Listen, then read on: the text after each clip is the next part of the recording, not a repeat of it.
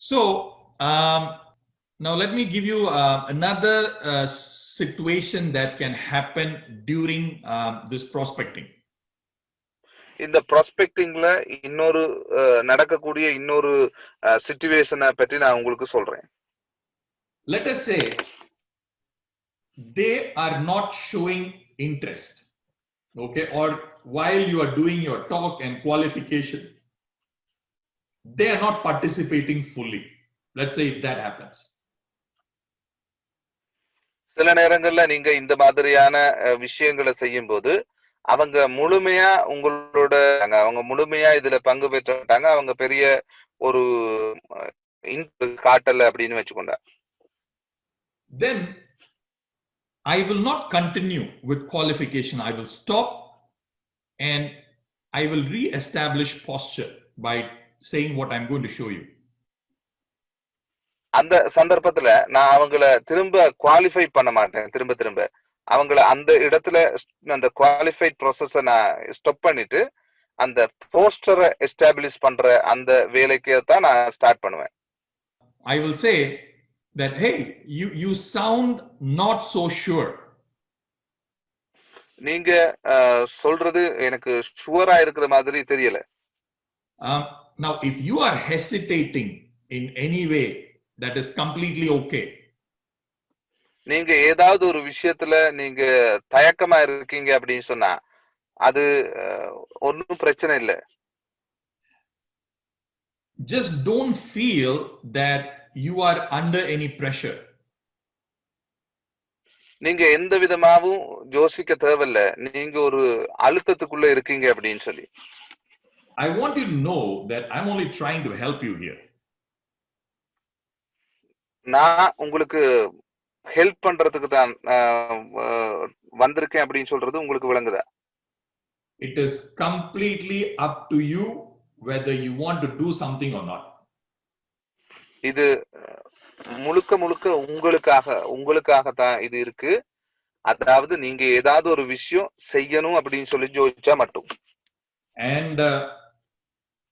And you also need to impress, these other guys that you are serious.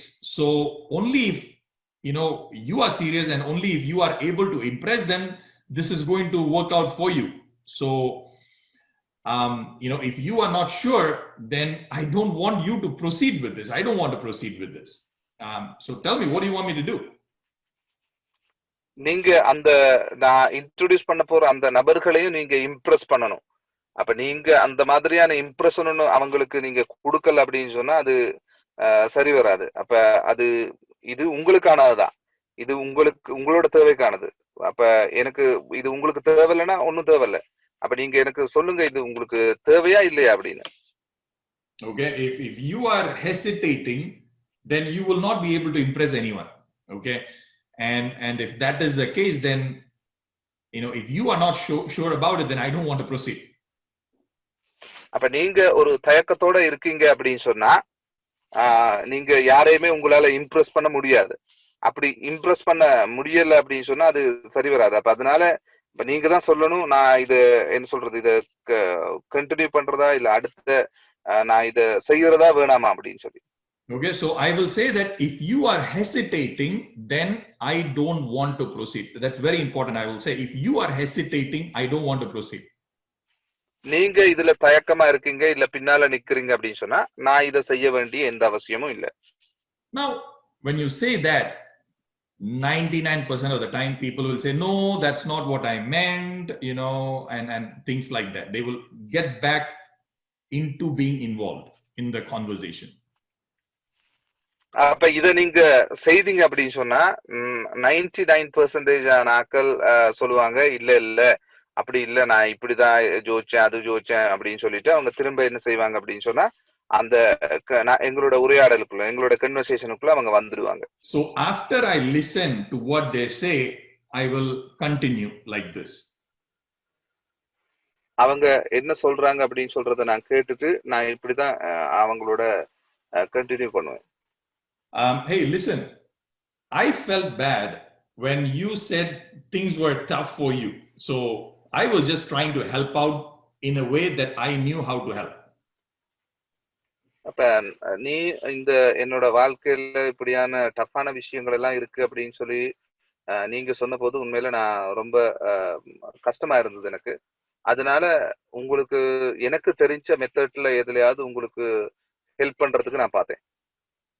And when you said you were stuck and did not know what to do, I completely understood how it feels because I was in that position also. இப்ப நீங்க ரொம்ப ஒரு இறுக்கமான சூழ்நிலையில இருந்து அடுத்தது என்ன செய்யறது அப்படின்னு சொல்றது தெரியாம நீங்க ஸ்ட்ரக் ஆகியிருந்த அந்த சந்தர்ப்பத்தை நீ சொன்ன போது எனக்கு நல்ல வடிவா அது ஃபீல் ஆயிடுச்சு. என்ன காரணம் என்ன அப்படின்னு சொன்னா நானும் அதே மாதிரியான நிலைமையில இருந்திருக்கேன். And when I was in that position, what I did was I reached out to everyone whom I knew asking for help. நான் அந்த மாதிரியான சிச்சுவேஷன்ல இருந்த போது நான் அதுல இருந்து வெளியில வர்றதுக்கு என்ன செய்தேன் அப்படின்னு சொன்னா எனக்கு தெரிஞ்ச ஆக்கள் எல்லார்கிட்டயுமே நான் ஹெல்ப் கேட்டேன். But I also know that many people don't do that. And instead of asking for help when they are stuck in life, they actually go into a shell. ஆனா எனக்கு தெரியும் நிறைய பேர் என்ன மாதிரி இல்லாம நிறைய பேர் என்ன செய்யறாங்க அப்படின்னு சொன்னா இந்த மாதிரியான ஒரு நிலைமை வரும்போது வேற ஆக்கள்கிட்ட ஹெல்ப் கேட்கறதுக்கு பதிலா அவங்க ஏதாவது ஒரு இடத்துக்குள்ள போய் அடைஞ்சு கொள்றாங்க. And even when sometimes you reach out and ask people for help, you really might not find people around you who can help you or who have the capability to help you in a situation like this. அதே மாதிரி சில நேரங்கள்ல நாங்க நீங்க வெளியில போயிட்டு யார்கிட்டையும் help கேட்டா கூட அந்த ஹெல்ப் கேட்கிறவங்க உனக்கு உதவி செய்யக்கூடிய ஆக்களாவோ இல்ல உதவி செய்யறதுக்கான கெப்பாசிட்டி இருக்கிற அதுக்கான இயலுமை இருக்கிற ஆக்களாவோ அவங்க இருக்கிறது இல்ல. But one thing I don't like is I hate to force my help onto someone. ஆனா ஒரு விஷயம் என்னன்னா எனக்கு விருப்பம் இல்ல ஏதாவது ஒரு உதவியை வற்புறுத்தி ஒரு ஆளுக்கு கொடுக்கறதுக்கு. So you tell me, do you want me to go ahead with this and try to set up something for you with other people, or you don't want me to do anything?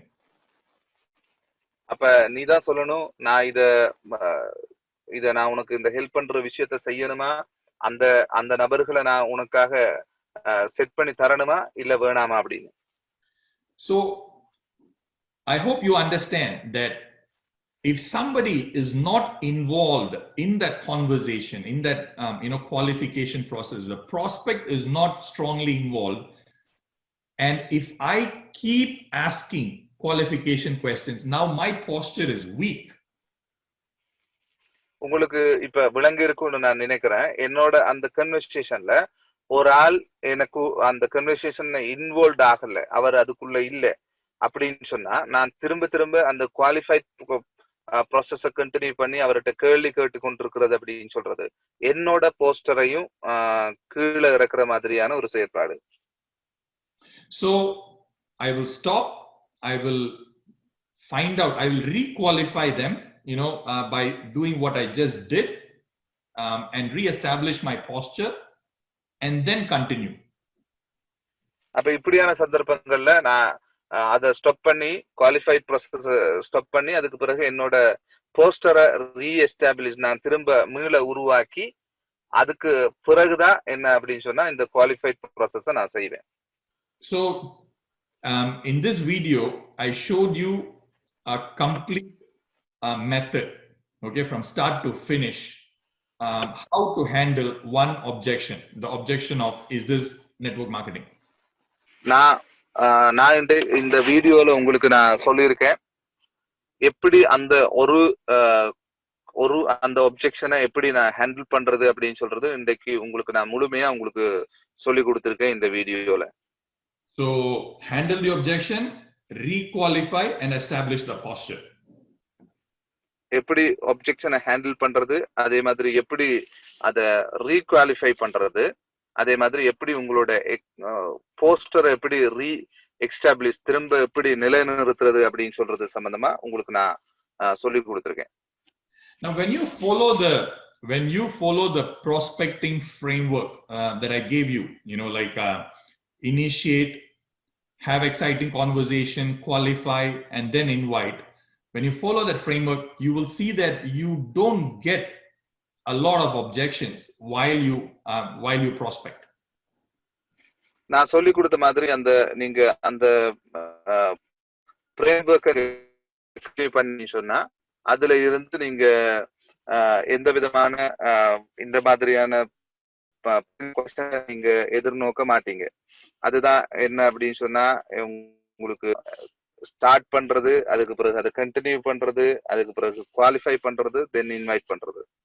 If you get objections like I'm not interested, let me think about it, when you get those kind of objections when you prospect, that means you have not followed that framework effectively.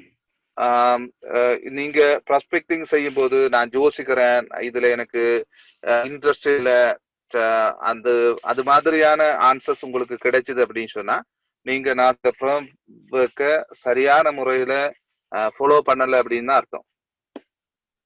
Now, one common confusion some of you have is, you think, why do I keep saying in my prospecting to the prospect, why do I keep saying that, I will fix meeting with somebody else to the prospect?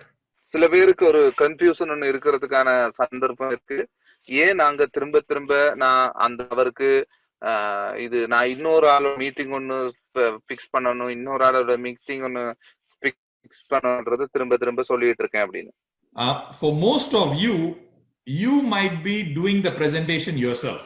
நீங்க நிறைய பேர் நீங்க தான் உங்களோட பிரசன்டேஷனை செய்து கொள்றீங்க. But even then, saying this is very powerful. அப்படியா இருக்கிற பட்சத்துல கூட நீங்க இப்படியான விஷயத்தை சொல்றது ரொம்ப பவர்ஃபுல்லான விஷயமா இருக்கும். When you make it clear to the prospect that there are people above you too, then you have two benefits. உங்களுக்கு மேல ஆட்கள் இருக்கிறாங்க அப்படின்னு சொல்லி நீங்க சொல்றதுல உங்களுக்கு ரெண்டு நன்மைகள் இருக்கு. See, in case the prospect is not really impressed with you for whatever reason, maybe your posture, whatever you say, if they're not really impressed with you, and if they feel that you are the person who is doing the business, who is, basically the top person in the business, then they might not be impressed with the business also. உங்களோட poster இல்ல வேற ஏதாவது ஒரு விஷயத்தால அவரு Impress ஆகல அப்படின்னு சொன்னா, உங்களுக்கு மேல இருக்கிற நபர்கள் யாரும் இல்ல அப்படின்னு சொன்னா அவர் இந்த என்ன சொல்றது இந்த பிசினஸ்லயும் இம்ப்ரெஸ் ஆக மாட்டாரு. But when you keep saying that it is somebody else who's making the decision, who is somebody else, then even if they're not impressed with you, they still feel that, oh, there is somebody higher up, so the business is not just you, it is, something bigger than you. இந்த business இந்த business அப்படின்னு சொல்லி அவங்க ஜோதிச்சாங்கன்னா என்ன அவங்க Impress ஆகலன்னு சொன்னா இந்த பிசினஸ்லயும் அவங்க இம்ப்ரெஸ் ஆக மாட்டாங்க. அதுவே இந்த பிசினஸ்ல என்னை விட மேல ஆட்கள் இருக்காங்க, அவங்கதான் டிசிஷன் மேக் பண்ணுவாங்க, அவங்க ஓகேன்னு சொன்னாதான் நீங்களே இது செய்ய முடியும் அப்படின்னு சொல்ற ஒரு பட்சத்துல இது என்ன இம்ப்ரெஸ் ஆகாட்டியும் கூட அவங்க இத செய்யறதுக்கு ட்ரை பண்ணுவாங்க, என்ன மேல ஆளுங்க இருக்காங்க, பெரிய ஆள் இருக்கிறதுனால. Okay, so they will feel as though this business is bigger than me. அவங்க ஃபீல் பண்ணுவாங்க என்னன்னு சொன்னா இந்த பிசினஸ் அப்படின்னு சொல்றது என்னையும் விட ரொம்ப பெரிய விஷயம் அப்படின்னு சொல்றது, பெரிய விஷயம் இருக்குது அப்படின்னு சொல்லி ஃபீல் பண்ணுவாங்க. Now, if they are already impressed with me and my posture, then it is even better, because now they will think that the business and the people that I am talking about is actually much more bigger than me. Okay, இப்ப ரெண்டாவது benefit தான் பாத்தீங்கன்னா, இப்ப நீங்க சொன்னதை வச்சுக்கொண்டே நீங்க present பண்ணதை வச்சுக்கொண்டே அவங்க உங்களையும் இல்ல பிசினஸ்லயும் இம்ப்ரெஸ் ஆயிருக்காங்க அப்படின்னா, அப்ப அவங்க என்ன யோசிப்பாங்க, இப்ப இவருக்கு மேல இருக்காங்க அப்படின்னு சொன்னா அவங்க இதையும் விட இன்னும் சூப்பரா தானே இருப்பாங்க, இவரை விட நல்லா இருப்பாங்க, இதை விட நல்லா இருக்கும் இந்த பிசினஸ் அப்படின்னு சொல்லிட்டு அவங்க இன்னும் நல்ல விதமா தான் அதை பற்றி யோசிப்பாங்க. So some of you are thinking that, I don't have my uplines to do presentation. I am doing the presentation myself. And if that is the case, no problem. இப்ப சில பேர் யோசிக்கிறீங்க என்னன்னு சொன்னா, எனக்கு அப்ளைனஸ் இல்ல பிரசன்டேஷன் கொடுக்கறதுக்கு, நான் தான் பிரசன்டேஷன் கொடுக்குறேன் அப்படின்னு சொல்லி, அந்த அப்படியான ஒரு பிரச்சனை இருந்தா கூட ஒன்றும் பிரச்சனை இல்லை. What you can do is, you can position the presentation as part of qualification process. Okay, so when you can say that before meeting those people, I need to take you through one more step. And after that, I'll give you some details of the business and what to do, what not to do, and all that. And then, I can take you to those people. And then you give the full presentation, like a proper full presentation. But they don't need to know that it is a presentation. You can position it as though that is part of a qualification process. அப்ப நீங்க அதை எப்படி செய்யலாம் அப்படின்னு சொன்னா, இந்த பிரசன்டேஷனை நீங்க ஒரு குவாலிஃபைட் ப்ராசஸோட, அந்த குவாலிஃபைட் உங்களோட தகுதி உடைய நபரா நீங்க மாத்துற அந்த ப்ராசஸோட ஒரு பார்ட்டா, ஒரு பகுதியா நீங்க கொண்டு போகலாம். அதுவும் அந்த குவாலிஃபைட் ப்ராசஸ் ஒரு பகுதி தான் பிரசன்டேஷனும் அப்படின்னு சொல்றத நீங்க அவங்களுக்கு காட்டலாம். காட்டி நீங்க சொல்லலாம் என்னன்னு சொன்னா, இந்த இன்னொரு விஷயம் ஒண்ணு இருக்கு, அந்த விஷயம் இந்த பிசினஸ் சம்பந்தமா, இந்த விஷயம் சம்பந்தமான கொஞ்சம் விளக்கம் நான் சொல்றேன் உங்களுக்கு. அந்த விஷயத்திலயும் நீங்க குவாலிஃபைட் ஆனாதான் நீங்க என்னோட அப்ளைன்ஸோட மீட் பண்ண முடியும் அப்படின்றது மாதிரியான ஒரு விஷயத்த அவங்களுக்கு சொல்லி, அதுக்கு பிறகு நீங்க கம்ப்ளீட் பிரசன்டேஷனை நீங்க அவங்களுக்கு கொடுக்கலாம். அந்த கம்ப்ளீட் பிரசன்டேஷன் நீங்க அவங்க தான் கொடுக்குறீங்க, ஆனா அவங்களுக்கு அதுதான் பிரசன்டேஷன் தெரிஞ்சிருக்க தேவையில்ல. அது ஒரு குவாலிஃபைட் ப்ராசஸ், அது குவாலிஃபைட் ஒரு ப்ராசஸா இருக்குது அப்படின்னு சொல்லி தெரிஞ்சாலே போதும். I would still fix an appointment, like a proper appointment to do the presentation. But what I would tell them is that this is a qualification process. Once you go through this qualification process, then I will be able to take you to meet the people. Okay, I will not use words like, I will take you to my upline.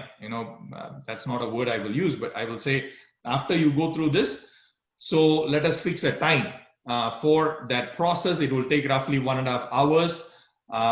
And then I will give you some details during that time. And if you can, qualify in that process, then I can take you to that. All right. So that's how I would position it. அப்ப நாங்க அந்த விஷயத்தை செய்யறதுக்கு எனக்கு சாதாரணமா ஒரு 1.5 மணி நேரம் அப்படி தேவைப்படும். அந்த விஷயத்த நாம செய்து முடிப்போம். அதுல நான் உங்களுக்கு இந்த விஷயம் சம்பந்தமான சில விவரங்களை நான் உங்களுக்கு சொல்லுவேன். அந்த விஷயம் நாங்க அந்த குவாலிஃபைட் நம்ம முடிஞ்சதுக்கு பிறகு நாங்க ஒரு என்னோட அந்த நபர்களை மீட் பண்றதுக்கு நான் ஒரு அரேஞ்ச்மெண்ட் உங்களுக்கு செய்யறேன். நான் அப்ளைன்ட்ட கூட்டிட்டு போறேன் அப்படின்னு எல்லாம் நான் சொல்றது இல்ல. நான் என்ன சொல்றது, எனக்கு மேல இருக்கவங்களுக்கு நான் அந்த நபர்களுக்கு நான் உங்களை இன்ட்ரோடியூஸ் பண்றேன் அப்படின்னு சொல்லி தான் நான் சொல்லுவேன். அதுதான் நான் சொல்ற விஷயம். All right. And then you can use your uplines either for closing, or if they are not available for closing also, if you are doing, then you can use them for a small, for like 5-minute phone call during closing. Okay, அப்ப நீங்க இந்த அப்ளைன்ஸை நீங்க use பண்ணலாம் உங்களோட க்ளோசிங்குக்கு. அப்படியும் இல்ல அப்ளைன் அவைலபிளா இல்ல அந்த க்ளோசிங்கு கூட அப்படின்னு சொன்னா, நீங்களே அந்த க்ளோசிங்க கூட செய்யலாம். செய்துட்டு அந்த க்ளோசிங்ல ஒரு 5 minutes ஒரு ஃபோன் கால் ஒன்று அப்ளைன் கதைக்கிறது மாதிரி அப்படியான ஒரு விஷயத்தை கூட நீங்க பண்ணலாம். Now this whole process, whatever I explained to you in the video, is a very short process. இந்த இவ்வளவு நேரம் நான் இந்த வீடியோல விளங்கப்படுத்தி இருக்கிற இந்த விஷயம் எல்லாமே ஒரு சின்ன ஒரு செயற்பாடு தான். Okay, when you do it, it will take maybe 10 minutes, maximum 15 minutes. The qualification. இதை நீங்க செய்தீங்க அப்படின்னு சொன்னா உங்களுக்கு ஒரு 10 நிமிஷமோ இல்ல 15 நிமிஷம் தான் இதை எடுத்துக்கொள்ளும் இதை செய்து முடிக்கிறதுக்கு. But to teach you and to explain to you, probably I took 45 minutes or 1 hour. இதை நான் உங்களுக்கு எக்ஸ்பிளைன் பண்றதுனாலதான் உங்களுக்கு இது 45 மினிட்ஸோ இல்ல 1 hour எடுக்குது. I really hope that you are having a lot of fun practicing everything that we are talking about in these videos. நான் நினைக்கிறேன் நீங்க நல்ல நீங்க நல்ல ஒரு வித்தியாசமா நீங்க உணர்வீங்க. இந்த நான் சொல்ல போடுற இந்த சொல்ற இந்த விஷயங்கள் எல்லாத்தையும் நீங்க பிராக்டிஸ் பண்ணும்போது. I want you to understand one thing. ஒரு விஷயம் உங்களுக்கு நான் விளங்கப்படுத்தணும்னு யோசிக்கிறேன். Most of the things that you are learning here are things that most networkers don't come to know even after 10, 20, 30 years in the business. இதுல நீங்க தெரிஞ்சு கொள்ற நிறைய விஷயங்கள் உண்மையில சாதாரணமான நெட்வொர்க்கர்ஸ் 10-20 வருஷம் ஆனா கூட தெரிஞ்சு கொள்ளாத விஷயங்களை தான் நீங்க தெரிஞ்சு கொள்றீங்க. Now you are getting all this for free for being a part of this 10 directs challenge. நீங்க இந்த விஷயத்த ஃப்ரீயா நீங்க தெரிஞ்சு கொள்றீங்க. என்ன காரணம் அப்படின்னு சொன்னா நீங்க இந்த D10 10 direct இந்த அப்படின்னு சொல்ற இந்த பகுதியில இருக்கிறதுனால. Now this is my gift to each one of you to help you achieve your 10 directs challenge. உங்களுக்கு எல்லாருக்குமே இது என்னோட பரிசா நான் கொடுக்கிறேன் உங்களுக்கு. நீங்க இந்த D10 30Dல இந்த இதுல நீங்க இந்த விஷயத்தை அச்சீவ் பண்றதுக்காக. And I am eagerly waiting to see who those 10 people are that I can work with over the next 3 years to help you make that $1 million. நான் உண்மையில என்னோட ஒரு கழுகு பார்வையோட நான் பார்த்துட்டு இருக்கேன், இல்ல ரொம்ப தேடிட்டு இருக்கேன். யாரு அந்த விஷயத்த நீங்க செய்து முடிக்க போறீங்க, யாரு அடுத்த இந்த 3 வருஷத்துல ஒரு $1 million மேல நீங்க ஏர்ன் பண்ண போறீங்க அப்படின்னு சொல்றத நான் உண்மையில ரொம்ப ஆர்வத்தோட தேடிட்டு இருக்கேன், பார்த்துட்டு இருக்கேன். So who are my 10 people? யாரு அந்த 10 நபர்கள் நீங்க? If you are in this group, show me by your actions. அத நீங்க இந்த குரூப்ல இருக்கிற ஒரு நபரா இருந்தீங்க அப்படின்னு சொன்னா அத உங்களோட அந்த ஆக்ஷன்ல எனக்கு காட்டுங்க. Okay, not words. Show me through your actions. இந்த வேர்ட்ஸை நோட் பண்ணிக்கொள்ளுங்க. நீங்க அந்த விஷயத்தை எனக்கு காட்ட வேண்டியது உங்களோட செயற்பாடுகள்ல இருந்துதான். I love you all and see you in the next video. நான் உங்களை எல்லாரையும் விரும்புறேன். நான் அடுத்த வீடியோல உங்களை சந்திக்கிறேன்.